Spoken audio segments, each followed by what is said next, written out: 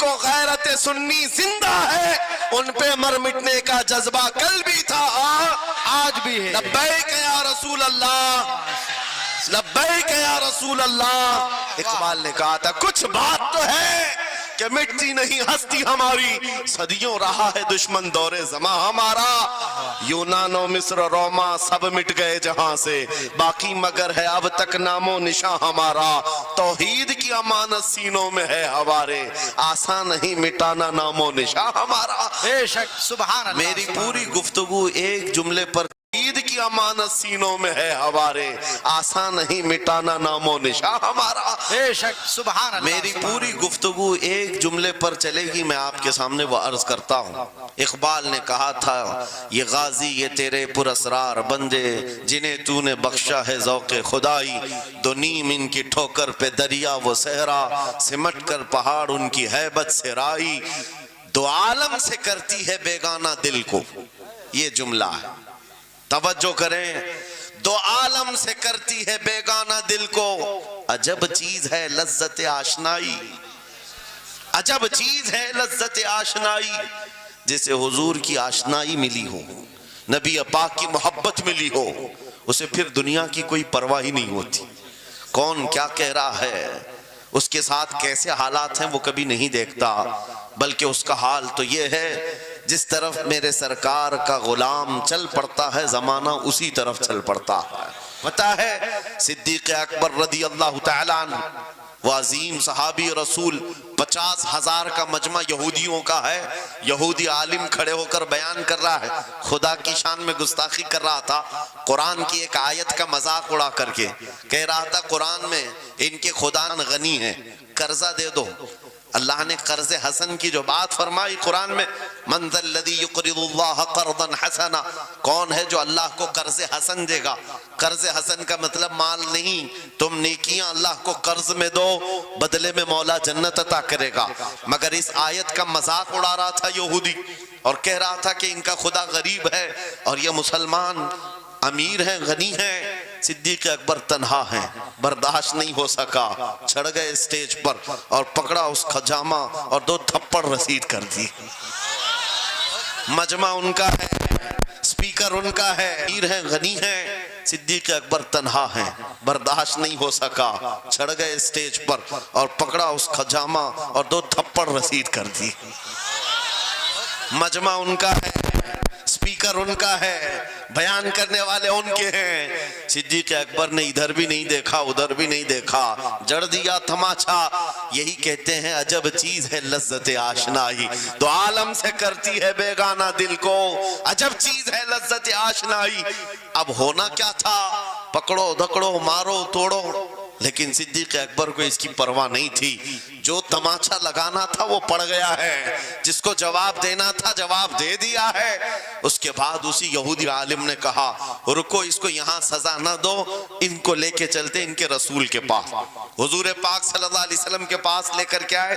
سارا مجمع ان کا ہے، اخبار بھی ان کے، گواہ بھی ان کے، میرے عزیزو ساری چیزیں ان کی آج جیسے ہے، پرنٹ میڈیا، الیکٹرانک میڈیا، ساری دجالی میڈیا، جو چاہے پھیلا دے۔ یہودی صحابی ہمارے ہاں بڑی بدتمیزی کیا ہے، کہا کیا کیا؟ ہمارے عالم بیان کر رہے تھے خدا آپ کا غنی ہے آپ فقیر ہیں، الٹ دیا جملے کو۔ یہودی کہہ رہے ہیں ہمارا عالم آپ کی خدا کی شان بیان کر رہا تھا، اللہ غنی ہے اور مسلمان فقیر ہیں۔ اس بات پر ابو بکر نے تماچا لگا دیا۔ حضور پاک نے پوچھا ہے ابو بکر کیا اس بات پر تم نے تماچا لگایا؟ آپ نے کہا نہیں یا رسول اللہ، یہ جھوٹ بول رہے ہیں، اس وقت یہ گستاخی کر رہے تھے اور کہہ رہے تھے کہ خدا غریب ہے ان کا فقیر ہے اور مسلمان غنی ہے، خدا قرضہ مانگتا ہے۔ حضور نے فرمایا تمہارے پاس کوئی گواہ ہے؟ حضرت ابو بکر کے پاس کوئی گواہ نہیں تھا، تنہا تھے، اور یہودی سب کے سب جھوٹے اور سب جھوٹ پر جمع ہے، ایک نہیں دسیوں یہودی کہہ رہے ہیں نہیں ہمارا عالم سچ بول رہا ہے، ہمارا عالم سچ بول رہا ہے۔ ایک بات یاد رکھو اے مسلمانوں، ان تمام چیزوں سے اپنی ذہن کو صاف کر لو، جھوٹ پر ساری دنیا جمع ہو جائے تب بھی تم اس پر کان نہ دھرنا، ایک وقت آئے گا جو اللہ کی مدد آئے گی۔ بے شک بے شک۔ ہوا کیا؟ حضرت ابو بکر صدیق تنہا ہیں. آپ نے سر جھکا لیا, کہا یا رسول اللہ میری اس بات کا تو کوئی گواہ نہیں وہاں پر, لیکن یہ جھوٹ بول رہا تھا, یہ جھوٹ بول رہا ہے ابھی. اب صدیق اکبر کی تنہا وہاں موجودگی, کیا رسول پاک صلی اللہ علیہ وسلم ان پر غضبناک ہو جاتے؟ نہیں. روایات بتاتی ہیں وحی کے اترنے کے آثار نظر آنے لگے. جبرائیل امین آیت وحی کے اترنے کے آثار نظر آنے لگے. جبرائیل امین آیت لے کر کے آئے, لقد سمع اللہ قول الذین قالوا ان اللہ فقیر ونحن اغنیاء. اے محبوب, اللہ نے سن لیا ہے یہ یہودی کیا کہہ رہے تھے. یہ یہودی کہہ رہے تھے کہ اللہ فقیر ہے اور ہم غنی ہیں. ابو بکر جو کہہ رہے ہیں وہ سچ کہہ رہے ہیں. صدیق اکبر نے جو کہا ہے وہ سچ تھا. اب مجھے بتاؤ میرے عزیزو, یہ سارے مجمع کی پرواہ نہ کرتے ہوئے حق کے لیے کھڑے ہونے کا نام صدیق اکبر ہوا کرتا.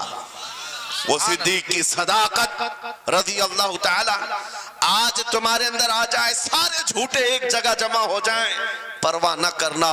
اگر تمہارے سینوں میں عشق مصطفیٰ کی شمع روشن ہے, تنہا بھی ہو اللہ کی مدد آئے گی. بے شک بے شک اللہ کی مدد آئے گی. بظاہر حالات خراب ہیں, بظاہر حالات ہمارے خلاف دکھتے ہیں, آج یہی حالات دہرائے جا رہے ہیں. میں تھوڑی اور مثالیں آپ کے سامنے رکھتا ہوں. عجب چیز ہے لذت آشنائی, جسے یہ مل گئی وہ دنیا کی پرواہ نہیں کرتا, وہ دنیا کی مصیبتوں کو ٹھوکر میں رکھتا ہے. آپ کو پتا ہے وہ ایک خاتون جو احد کے میدان کی طرف بھاگے جا رہی تھی, اور آنے والے جنگ سے, جنگ ختم ہونے کے بعد آنے والوں نے اس خاتون سے کہا, اے بی بی تجھے پتا ہے تیرے شوہر کا انتقال ہو گیا, شہید ہو گئے. اس نے انا للہ پڑھا اور آگے بڑھنے لگی. پھر کسی نے کہا تمہارے بیٹے بھی شہید ہو گئے. اس خاتون نے انا للہ پڑھا اور پھر آگے بڑھنے لگی. پھر کسی نے کہا تمہارا بھائی بھی شہید ہو گیا. ایک عورت کے لیے یہ رشتے بڑے اہم ہوتے ہیں, بیٹا ہو, بھائی ہو, شوہر ہو. اور عورتوں میں صبر کم دیکھنے کو ملتا ہے. جب کسی کے گھر میں میت ہوتی ہے سب سے زیادہ چیخ و پکار عورتوں کی ہوتی ہے, نوحہ کرنا, ماتم کرنا عورتوں کے اندر آتا ہے. لیکن رسول پاک صلی اللہ تعالیٰ علیہ وسلم کی محبت جس خاتون کے دل میں ہو اسے عام عورتوں سے کمپیر نہ کرو. ایک ہی تنہا عورت ہے, باپ بھی شہید, بیٹا بھی شہید, بھائی بھی شہید, شوہر بھی شہید. چار موتوں کی خبریں جب ان کو دی گئی, اس خاتون نے کہا اے آنے والوں, سارے میرے رشتہ داروں کے موت کی خبریں سنا رہے ہو, ذرا یہ تو بتاؤ آمنہ کے لال سلامت ہے یا نہیں. آمنہ کے لال سلامت ہیں یا نہیں. آنے والے نے کہا اللہ کے رسول سلامت ہیں. اس خاتون نے کہا مجھے دکھا تو دو, ارونی, مجھے دکھاؤ کہاں ہے. لے جا کر قریب کیا گیا, حضور پاک صلی اللہ علیہ وسلم کے جلوہ جہاں آرا کو دیکھا, آنچل پھیلاتی ہے اور کہتی ہے یا رسول اللہ, یا رسول اللہ, کل مصیبت بعدک جلل. اے اللہ کے رسول, اگر آپ سلامت ہیں ہر مصیبت چھوٹی ہے, واہ واہ, ہر مصیبت چھوٹی ہے. ان کا ہی یہ نعرہ تھا, ہر ستم ہر مصیبت گوارا ہے. یا رسول اللہ ایک بار کہہ دو کہ تو ہمارا ہے. سبحان اللہ. نعرہ تکبیر, نعرہ رسالت, مسلک اعلیٰ حضرت